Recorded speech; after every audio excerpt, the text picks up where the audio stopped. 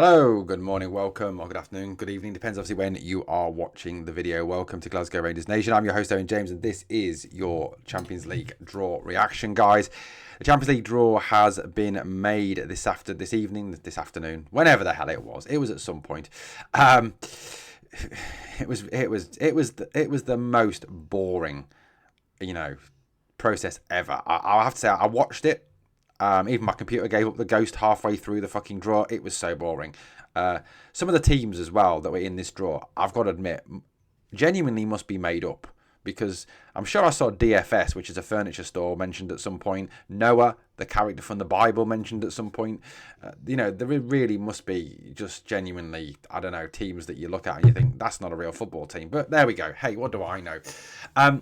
So, Rangers obviously were in the final path, the champions path, even though we're not champions. I don't know how that one works. We knew that we would face Panathinaikos, Bran, or Servette. I think secretly a lot of us were hoping for Servette or Bran out of all of them, given Panathinaikos' reputations coming into this. But Rangers were the last pair out of the hat, and it wore the bowl, not the hat. Do you remember the good old days you used to draw them out of a hat? Whatever happened to that? It's all got a bit like swinger party, hasn't it? Now with put your keys in the bowl, let's put your balls in the bowl. I'm sure that probably goes on as well as parties, but yeah, put your balls in the bowl.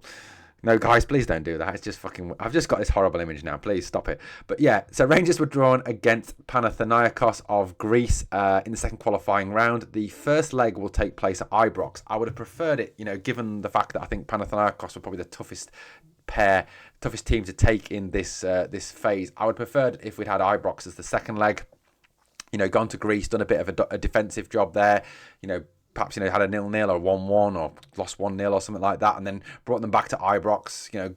Rocking European night at Ibrox and done them at Ibrox. Would have been preferable to me. But look, that's what it is. It is what it is, guys. So the dates for the ties are 22nd and 23rd of July. The home leg will be either of those two dates for the home leg at Ibrox.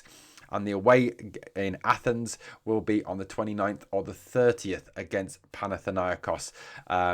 Those dates will be released by UEFA tomorrow, I am told. That's what was mentioned on the video or the live feed from Neon in Switzerland when they were making the draw. But look, I think on reflection, like I said, this is probably the toughest draw we could have faced out of any of them.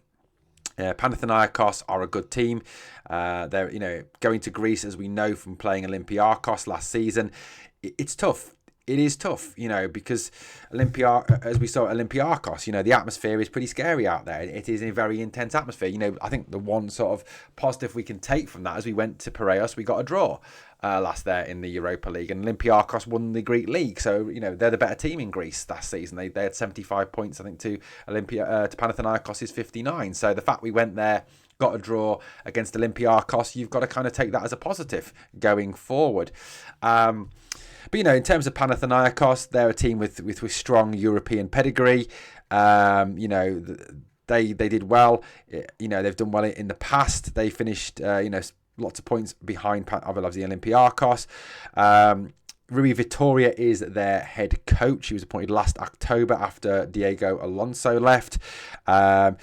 They got to the Conference League round, where last year they were in the Conference League. They got to the round of 16 where they lost to Fiorentina.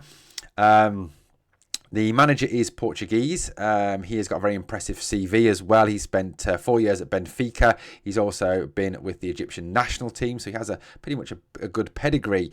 They've got some decent players. They've got a 25-year-old Greek forward called Fotis Ioannidis, who was the subject of some really big bids for some teams around Europe, all of which Panathinaikos turned down. He is another player who is continuing to attract attention of clubs around Europe.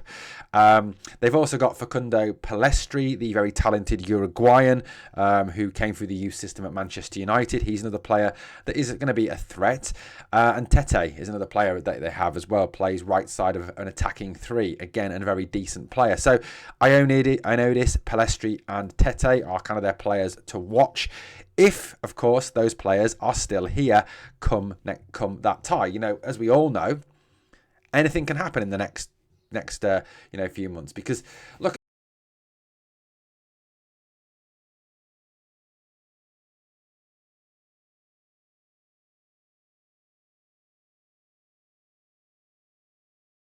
our squad is, not of the talent to compete at this level, is it? We know that.